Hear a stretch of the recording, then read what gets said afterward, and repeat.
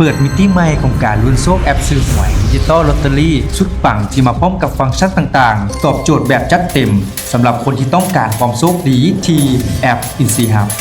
เพียงทานดาวน์โหลดก็รับทันทีเงินเฮงสำหรับยูเซอร์ใหม่สูงถึง50,000 กีบเพื่อให้ทานไปใช้เสี่ยงโชคแบบจุใจทันทีเติมเงินเข้ากระเป๋า Insi Money จะได้รับทันทีโบนัสตึกอีก 5% โอกาสพิเศษที่ทานบุคคลพลาดทุกครั้งที่ทานซื้อหวยสำหรับผ่าน Insi Money ทานจะได้รับส่วนลดหน้าบิน 10% และส่วนลดเป็นคะแนน 15% ทุกใบบินและสำหรับทานใดที่สำหรับผ่านธนาคารแมนมีส่วนลด2ทางเลือกให้ทานบ่ว่าจะเป็นส่วนลดหน้าบินทันที 10% หรือเลือกรับคะแนนสะสมสูงสุดถึง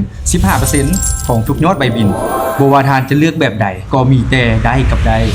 พร้อมส่งต่อความคุ้มค่าทุกเวลาเพียงแนะนำหมู่ดาวน์โหลดแอป Insi Hub ทานจะได้รับรายได้สูงถึง 5% จากทุกยอดการซื้อหวยของผู้ที่ทานแนะนำคุ้มกว่านี้บ่มีอีกแล้วเอาพร้อมแล้วที่จะตอบสนองความต้องการของทานให้หลากหลายรูปแบบของการเสี่ยงโชคถึงเวลาที่ทานต้องมีแอป Insi Hub อันดับ1ดิจิตอลลอตเตอรี่รวบรวมทุกฟังก์ชันในการซื้อหวยที่ให้เงินรางวัลและโปรโมชั่นที่หลายที่สุดในตอนนี้พวกเราจะพาทุกท่านเข้าสู่โลกแห่งความร่ำรวยไปพร้อมๆกันแอป Insi Hub ซื้อง่ายได้แท้ปลอดภัยทันสมัยดาวน์โหลดเลยแอป Insi Hub